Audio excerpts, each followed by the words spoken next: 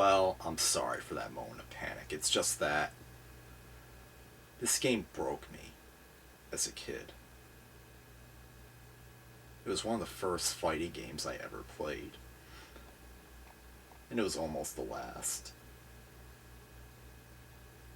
So let me present to you the piece of shit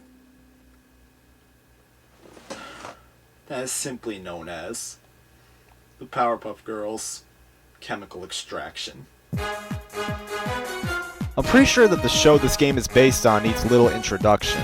The Powerpuff Girls is arguably one of the most popular shows to ever come out of Cartoon Network, having enough cute moments for the girls, enough superhero action for the boys, and great humor parodying the superhero genre that can appeal to adults just as much as kids.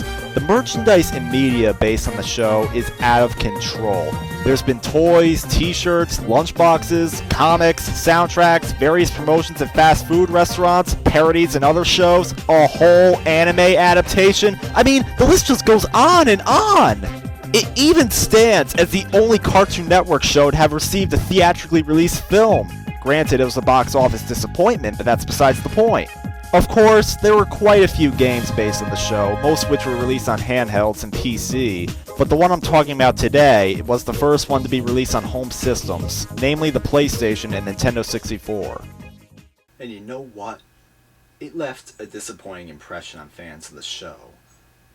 And more importantly, it sent off the Nintendo 64 on one of the most sour notes you could ever send a system off on! I'm serious! Chemical Extraction is notable for being the last game released on the N64 that had nothing to do with sports. And what a game to go off on! Especially considering that I've heard the N64 version is even worse than the PS1 version I'm going to be looking at today! As if this piece of crap wasn't bad enough!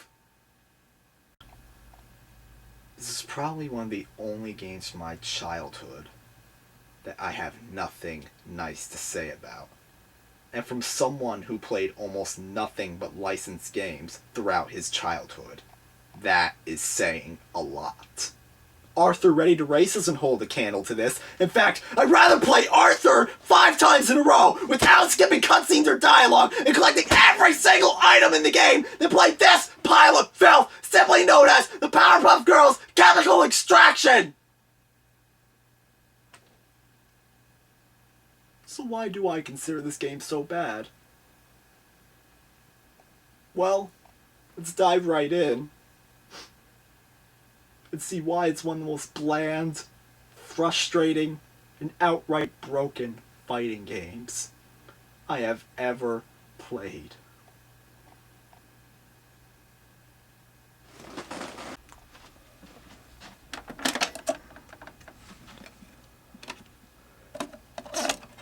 Can't believe I have to play this horse shit after playing Tekken 3 for the first time in years.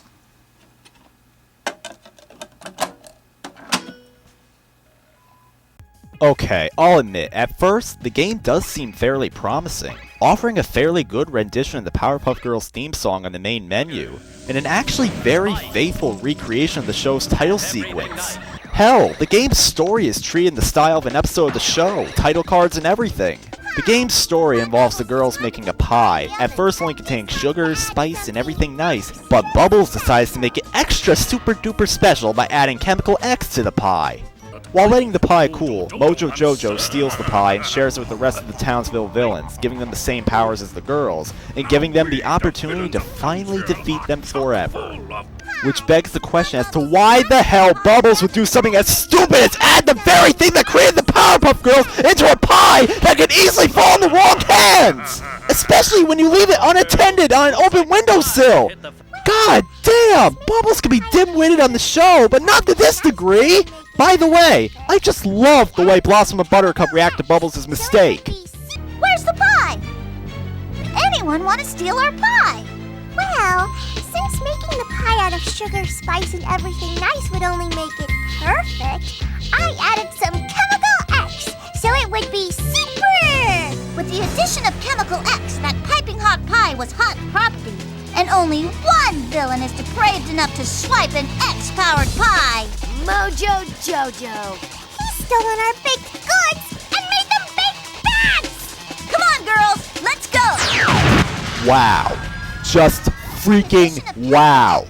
I understand their immediate concern should be what the villains could be doing with their powers, but how can they just brush off the fact that it was Bubbles' recklessness that got them into this mess?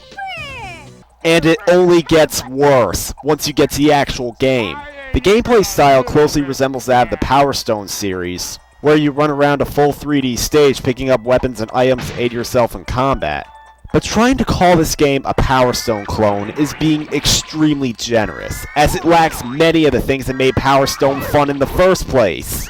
The stages have very few hazards, if any at all. The weapon variety is more or less objects you can throw once, objects you can throw 3 times, and objects you can shoot steam out of. Even your set of moves is very weak.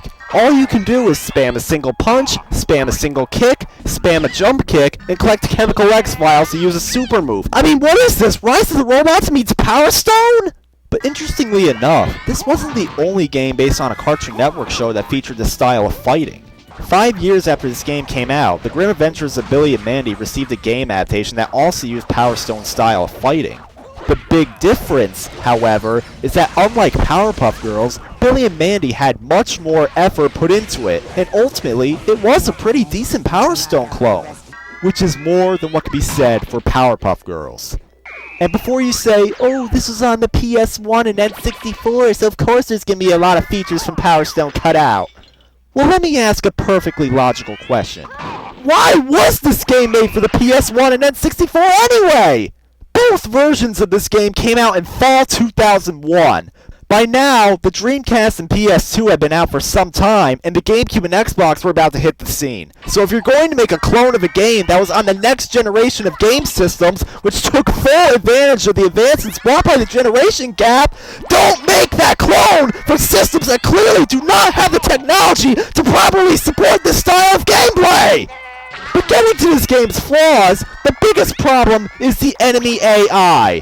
A word of advice to anyone who even attempts to play this: don't bother punching or kicking your opponents.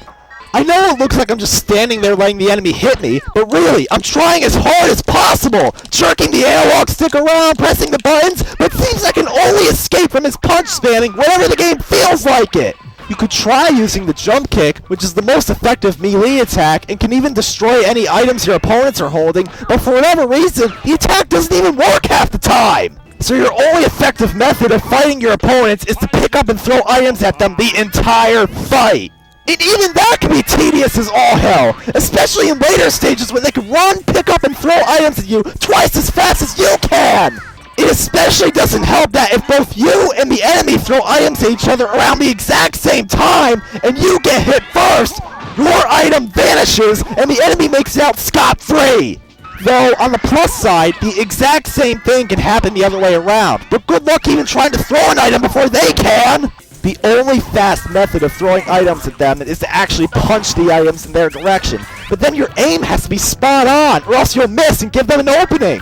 It especially doesn't help that some of the items are tucked away on the edge of the stage, where you pretty much can't punch items at them!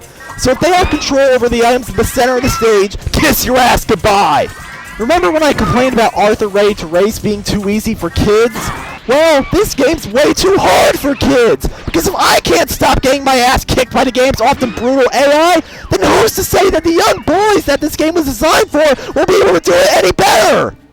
Too bad I was one of them. And this was the first game I ever gave up on, simply because it was too hard. Another problem with the enemy AI is that it's completely random. Sometimes they'll just walk around slowly looking for items to throw while taunting you, and other times they go overdrive in your ass, beating down on you with everything they can get their hands on! As you can see, I'm getting my ass kicked here, but now that I have the Chemical X-Files, I can perform my super attack and make a steady comeback. He's not showing that much resistance, so I think I'll be just fine. And now he's suddenly kicking my ass again. All you need to do is just punch this barrel at him and... What? Let's see that again! Are you fucking kidding me? I hit the item towards him, he goes into an attack animation, the game goes slow motion, and then I drop dead? What kind of sense does that make? I hit the item towards him, and being that as far as I know, you can't deflect items thrown at you, he should have gotten hit. This happened because the game hates my guts. And that's the reason why this game sucks so hard. Rather than simply focus on making your opponents more difficult to beat as you progress, it also gives them more cheap and unfair advantages that make the game even more tedious than it already is! And if that wasn't enough, the game also suffers from a few glitches!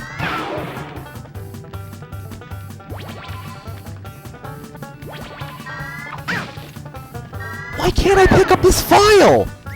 Oh, you have to jump into the vial to collect it. That makes a lot of sense considering that every other vial you collect, you simply had to run into. And even when I previously collected this vial on an earlier playthrough, I ran into it and collected it!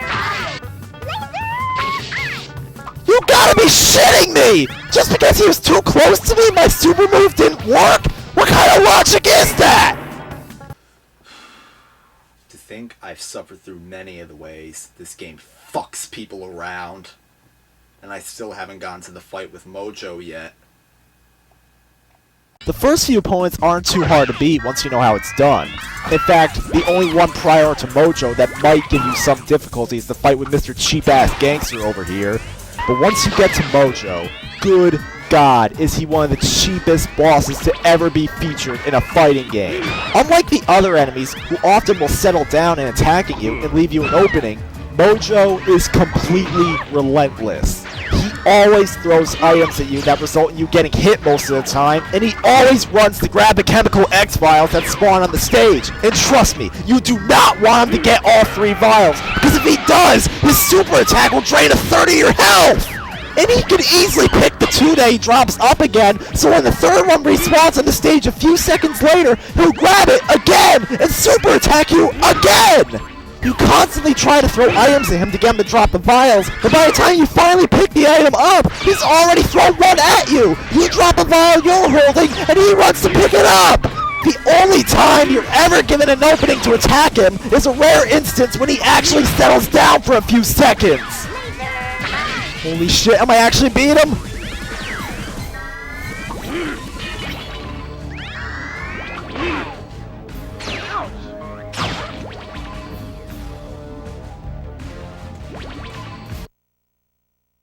Thanks for flying Powerpuff Air. Don't come again. Congratulations, Buttercup! Wow. 13 years later. And I finally beat him! Maybe now I got a chance of fighting the final boss! Too bad I have to beat Mojo with the other 2 girls first. Yes, in order to fight the final boss, him, you need to beat the entire game with all 3 girls. Don't expect any variety, because all 3 girls play exactly the same. No girl has any alternate moves, no girl is any stronger than the other, hell, even the other characters are more or less the same. Sure, some can glide while others can't, and their super moves are different, but otherwise, they're all the exact same character.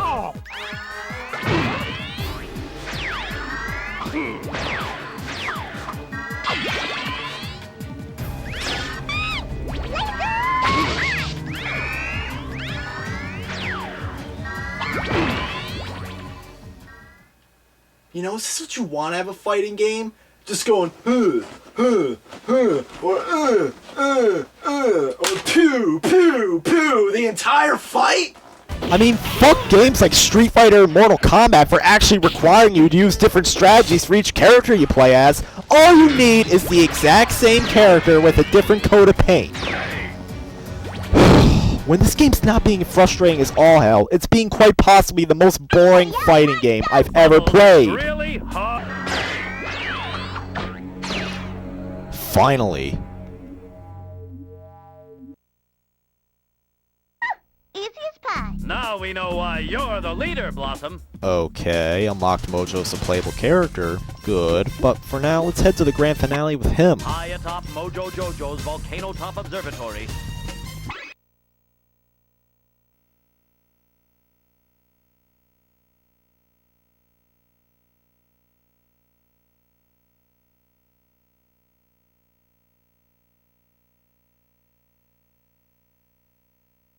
Blossom battles Mojo Jojo.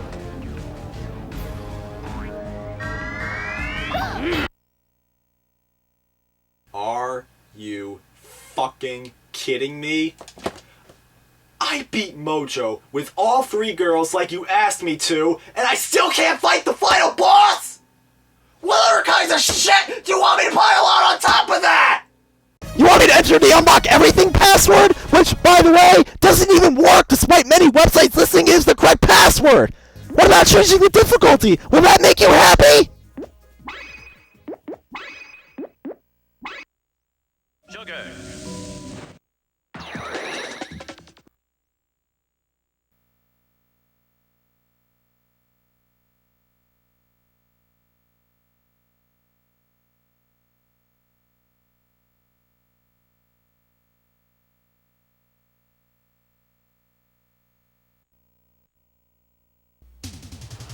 You can't be serious. Time for some. Well, maybe I should try it out. After all, there's plenty of games to try to pull this difficulty bullcrap, like Time Crisis Project Titan. The only thing that scares me, though, is the fact I've been playing on easy this whole time. How much more brutal could Mojo possibly get? Come on, get the vial, Yes, yes! Yes! Now him's next, right?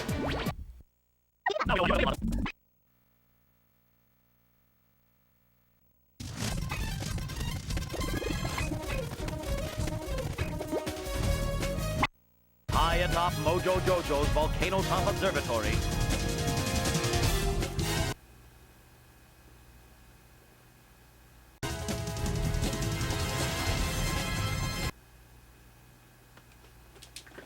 I can't believe this pathetic excuse for a game got past playtesting! Believe it or not, there are no playtesters of any kind credited in the credits of the game's manual or in the credits within the game itself. That doesn't surprise me one bit. It's probably the reason why this game is easily one of the worst fighting games ever created. The combat system is lazy. The game loves to randomly change the rules whenever it wants, and the enemy AI, especially in later stages of the game, is too brutal in difficulty for kids. This game tried too hard to appeal to both the young fans of the show and fans of fighting games, and ultimately, we're left with nothing but a mess of a game that appeals to no one. And it pains me to know that there is a version of this game that is much, much worse. Both the PS1 and N64 versions are huge piles of shit, but this is the one that at least gets a cherry on top? How much worse could this game possibly get? Well, I don't own the N64 version, but I have seen videos of it on YouTube. And after watching them, I can verify that the N64 version is indeed worse. For one thing, it's possible to infinitely spam the jump kick, which could make the game a lot easier, but it also makes the combat even more broken than it already was! Additionally, all the voices are done by stand-ins who don't even try to sound like the original actors. The story is presented through lazily done dialogue boxes rather than the slideshows that the N64 is known for. There is no save feature, instead relying on passwords, and several other minor things such as victory animations are missing. But quite possibly the biggest problem that most people have with the game is the music. Remember when I said the PS1 version played a fairly good rendition of the Powerpuff Girls theme song in the main menu? Well, in the N64 version, it's the only song you hear throughout the entire game. To think the developers of this game got an idea from the Ghostbusters NES game! And don't tell me all these setbacks are due to hardware limitations! The N64 is capable of so much more than this! This was a system that managed to condense Resident Evil 2, a PlayStation game split across 2 discs, into a single 64-megabyte cartridge, with very few cuts to content and quality. PlayStation owners may have gotten a mess of a game, but Nintendo 64 owners got one of the laziest excuses for a game that I've ever seen! Now, you must be wondering, is there anything from the PS1 version that can be salvaged? Anything at all? Actually, there is. Its graphics and sounds are okay. The game's graphics do a good job capturing the animation style of the show and turning it into 3D, and the music and voices were improved tremendously from the N64 version. The voices are now done by the actors from the show, and most of the stages now have their own music, and for the most part, they sound pretty damn good. But even though this game's graphics and sounds are decent, does that make it a good game? Fuck no. If good graphics and sounds made good games, then Final Fantasy XIII is one of the best games I've ever played. Good God. I need something. Something to help cleanse my mind of this abomination.